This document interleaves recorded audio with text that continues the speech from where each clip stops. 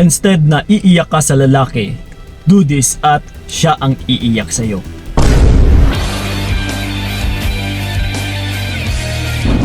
Yun.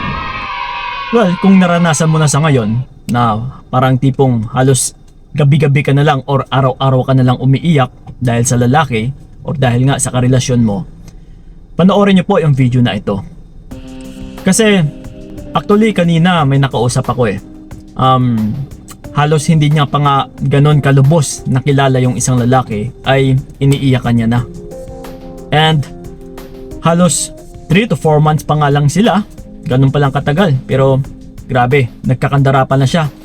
Halos mabaliw-baliw na kakaisip about sa lalaki, naguguluhan. So ito ngayon mga utol, kapag masyado kang emotional, actually yung pag-iyak or yung pagtulo ng luha sa iyong mga mata ay emosyon po yung nagdadala dyan. Tama, di ba? Na kung mali yung mga iniisip mo or yung mga paniniwala mo, ay talagang hahantong ka rin sa pagiging emotional. No, emosyon at saka emosyon yung tutulak sa'yo na mas lalong mangingibabaw ang iyong nararamdaman kesa sa iyong iniisip. Pero kailangan mo itong ipaglaban na kailangan talaga ay mananaig ang iyong isipan. Na dito na rin sa video na ito is dito natin palalakasin ang iyong loob na para bakit nga ba kailangan pa siyang iyakan? Even me utol no, as lalaki na rin, nasubukan ko na rin syempre dati na umiyak na rin sa karelasyon. Pero mapababae at saka mapalalaki, kailangan din muna nating tignan no, or himay-himayin kung karapat dapat din ba talaga siyang iyakan? Na kailangan or worth it din ba na patakan siya ng luha na galing sa mata mo? No? So, like kagaya kanina sa nakausap namin, bago pa nga lang sila is yun na nga, iniiyakan niya na. So until na pinamulat ko sa kanya kung worth it ba talaga na iyakan yung taong ito. Kasi kung ito lang din naman yung tao na nakakasira ng inner peace mo, ng kapayapaan mo sa buhay, ay hindi po yan worth it iyakan. Yes. Kasi kailangan mo rin utol na magkaroon ng mindset or mentalidad na kung sino man yung gagambala or sisira ng inner peace mo, ng kapayapaan ng buhay mo, ay atrasan mo.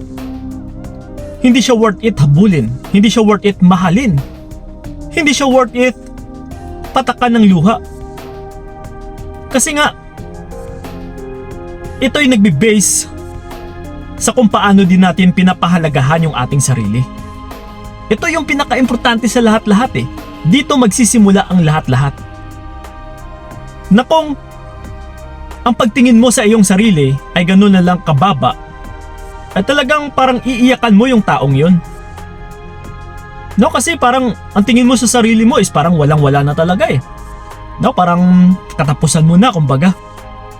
Hindi ka makatulog, hindi ka makakain ng maayos, hindi ka makapag-focus sa trabaho mo. Wala, hindi ka na nagiging productive. So, then, talagang ikaw yung magiging lugi at saka talo dito. But, kung kailangan mo lang tignan or isipin ng mabuti, no, takip puso muna utol, kailangan talaga is kontrolin ang iyong emosyon. Kontrolin ang iyong nararamdaman. Na bago mo i-push yung nararamdaman mo, pag-isipan ng mabuti, no? Ng ilang beses kung worth it ba talaga na i-push ko or itulak ko yung pakiramdam ko sa taong ito. Biruin mo, ilang months pa lang kayo or hindi mo pa nga kilala ng lubusan. No, kung may asawa, kung may mga anak, kung ano ba talaga yung background or status ng taong ito. Yes, kasi sa pag-iiyak din utol, halos lahat talaga ng mga kababaihan is ganito ka ganito karupok. No, mostly talaga ay umiiyak. Hindi nakakayanan. But kailangan nyo din syempre paganahin ang inyong isipan. No, kailangan ay mananaig ang inyong isipan, utol.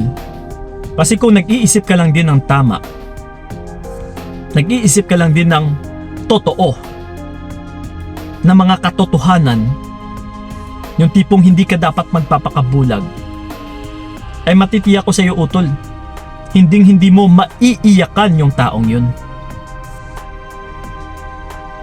Na hindi naman talaga siya worth it pag-iyakan eh. And sa taong yun, utol, kasi kung hindi ka umiiyak, ito lang yung tanging pinakasekreto, na para siya ito yung iiyak sa'yo. Kailangan mo lang din magmatigas. Kailangan isbakal talaga yung puso mo. Kung yung pinapagana niya ay yung kanyang isipan, kaya ka nga na-e-echopera, nawawaisan, nagugulangan, kasi nga puro utak yung ginagamit niya.